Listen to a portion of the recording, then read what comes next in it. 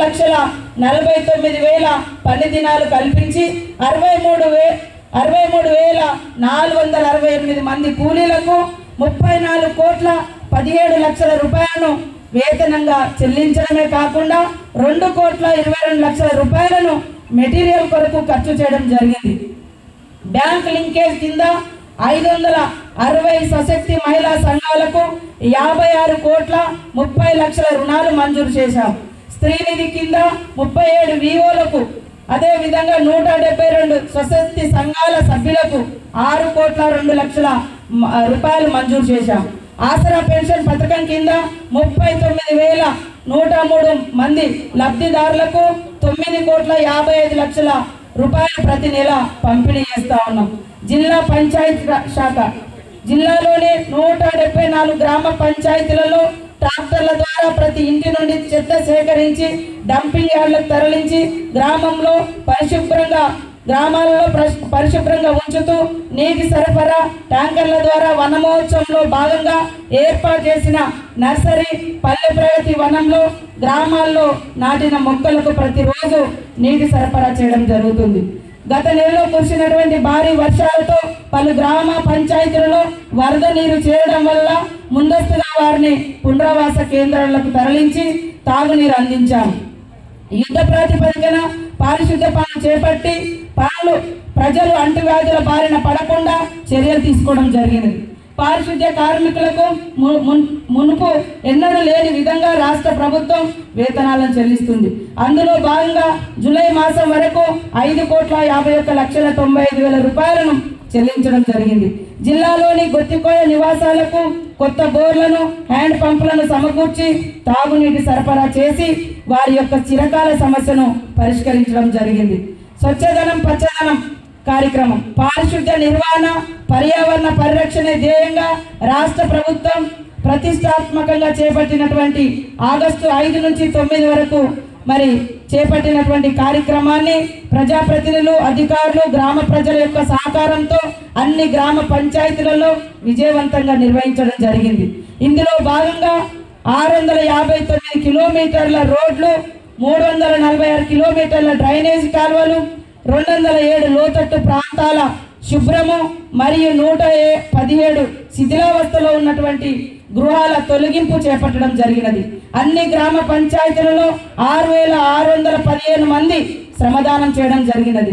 వర్షపు నీరు నిల్వ ఉండే ప్రాంతాలు 120గా గుర్తించడం జరిగినది. 611 తాగునీటి వసతులను శుభ్రం పరచడం జరిగినది. అన్ని గ్రామ పంచాయతీలలో క్లోరినేషన్ చేయడం జరిగినది. మరియు 64,477 ఆయిల్ బాల్స్ వేయించడం జరిగినది. యాంటీ లార్వా కెమికల్స్ మరియు ఫాగింగ్ చేయడం జరిగినది. స్టెరిలైజేషన్ కొరకు 3,458 కుక్కలను గుర్తించడం జరిగినది.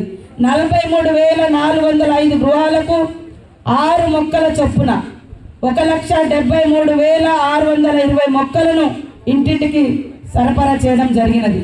213 లొకేషన్లలో మొక్కలు నాటుటకు గాను 57,205 మొక్కలు, కమ్యూనిటీ ప్లాంటేషన్ కొరకు 11,002 ప్రాంతాలలో 46,052 మొక్కలను, 284 విద్యా సంస్థల్లో నాటుట కొరకు 18,975 మొక్కలను పెట్టడం జరిగినది.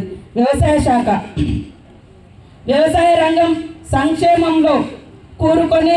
సంక్షోభంలో కూరుకొని అల్లాడుతున్న రైతుల్లో తిరిగి ధైర్యాన్ని, ఆత్మవిశ్వాసాన్ని నింపడం కోసం రాష్ట్ర ప్రభుత్వం పంట రుణాలు 12/12/2018 నుండి 9/12/2023 లోపు తీసుకున్న రైతులకు మొదటి దఫా, రెండో దఫా విడతలలో 19,644 రైతులకు గాను 137,41,00,000 పంట రుణాలు ములుగు జిల్లాలో మాఫీ చేయడం జరిగినది.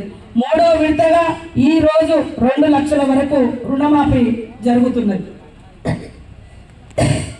బీమా పథకం జిల్లాలో 243 మంది రైతు కుటుంబాలకు ఒక్కొక్క కుటుంబానికి 5 లక్షల చొప్పున 12,15,00,000 రైతుల నామినీల కుటుంబాల ఖాతాలో జమ చేయడం జరిగింది. పిఎం కిసాన్ పథకం పిఎం కిసాన్ పథకం కింద జిల్లాలో ఈ సంవత్సరం 4,71,00,000ను 23,565 రైతుల ఖాతాలో జమ చేయడం జరిగినది. పంచాయతీరాజ్ ఇంజనీరింగ్ శాఖ జిల్లాలో సిఆర్ఆర్ పథకం ద్వారా 8,69,00,000తో 7 రోడ్లు, ఎంఆర్ఆర్ పథకం ద్వారా 87 లక్షలతో 15 రోడ్లు మంజూరు చేయడం జరిగినది. పనులు వివిధ దశలలో పురోగతిలో ఉన్నాయి. గ్రామాలలోని 42 రోడ్ల మరమ్మతులకు గాను ఎంఆర్ఆర్ పథకం ద్వారా 70 కోట్లు, సిఆర్ఆర్ పథకం ద్వారా 22 రోడ్లకు గాను 45 కోట్లతో పనులు మంజూరు చేయబడినవి. అంతేకాకుండా సుమారు 250 కోట్ల అంచనా వ్యయంతో సిఆర్ఆర్, ఎంఆర్ఆర్ పథకాల ద్వారా వివిధ రోడ్డు పనులు చేపట్టడం జరుగుతున్నది.